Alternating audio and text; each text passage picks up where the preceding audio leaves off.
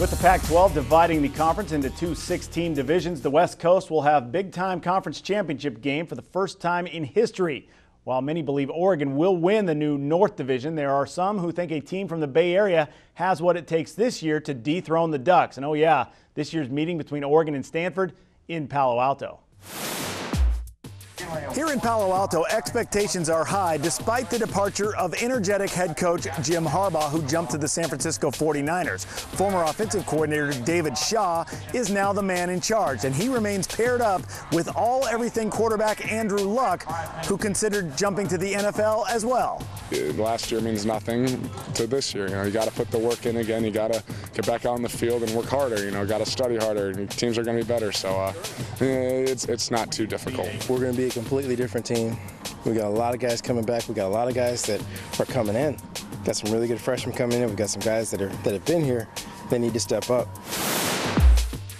In Seattle, the Huskies are well into the post-Jake Locker era.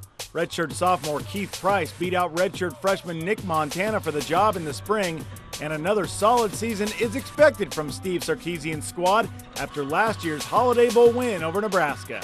I think we've got a senior class that is hungry, that has endured a lot of challenges from their freshman year, but have persevered and have understood what it takes, not only from a mental and physical toughness standpoint, but from an emotional standpoint.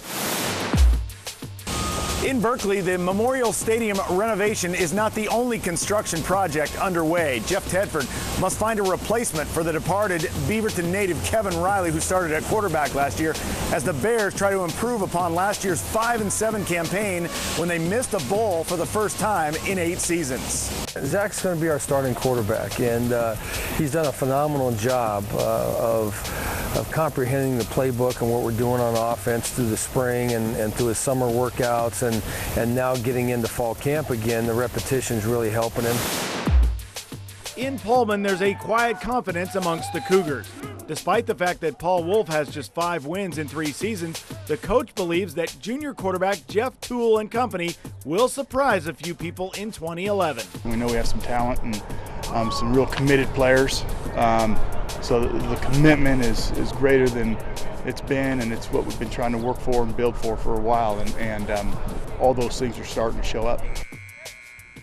Taking a look at the first ever Pac-12 North Division media poll, the back-to-back conference champs are picked to win it, garnering 29 of the 42 votes. Stanford second in front of Washington third.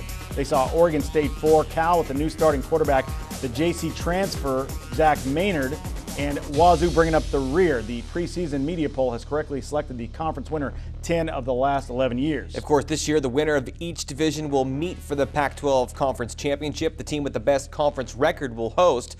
That winner claims the automatic BCS berth. The Ducks also the odds-on favorite to win that inaugural title game, 28 of the 42 votes.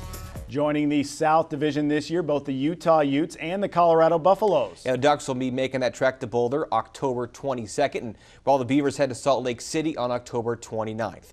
If you plan on heading towards the Rockies, Phil Milani gives you a glimpse of what you can maybe expect upon arrival. Nestled up against the Flatirons, Boulder is known for its liberal attitudes, and much like Eugene, its outdoors activities. Recognize this guy? Frank Shorter, Olympic teammates with Steve Prefontaine. Shorter's statue is outside Folsom Field, where the Boulder 10K ends every Memorial Day. Coming from sea level, you'll notice one thing right away: the altitude, 5,430 feet.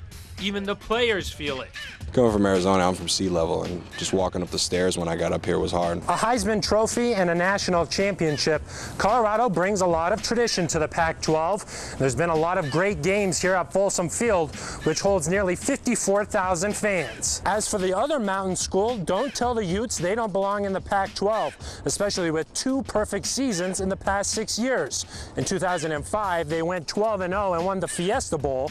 And then in 2009, they went 13-0 with a Sugar Bowl victory. It's not like we're coming from a conference that was a weak sister, because that's not the case. The Utes play at Rice-Eccles Stadium, but in 2002, the world watched as it transformed to stage the Winter Olympics. Even today, remnants of the opening and closing ceremonies are still on display. The capital of Utah was founded by a group of Mormons in the mid-1800s. And today, the center of the city is known as Temple Square. Roughly half the city's population belongs to the Church of Latter-day Saints. Heading to the mountains in October, you never know what weather to expect. So pack warm, because you're in the Rockies. For Inside the Pac, I'm Phil Milani. You're in the Rockies. Just a half an hour northwest of Denver. Almost 100,000 people live in Boulder, right on campus. Folsom Field holds about 54,000. Salt Lake's metro area is home to more than 1 million people, but within the actual city, population just about 190,000. Rice-Eccles Stadium seats about 45,000 people. Both cities are in thin air, but Boulder 1,200 feet higher than Salt Lake. Still to come on this Inside the Pac preseason special. He is the oldest man on the Ducks roster. See what Mark Asper gets to come home to every night. Plus, we'll take a closer look at the LSU Tigers. That's when ITP returns.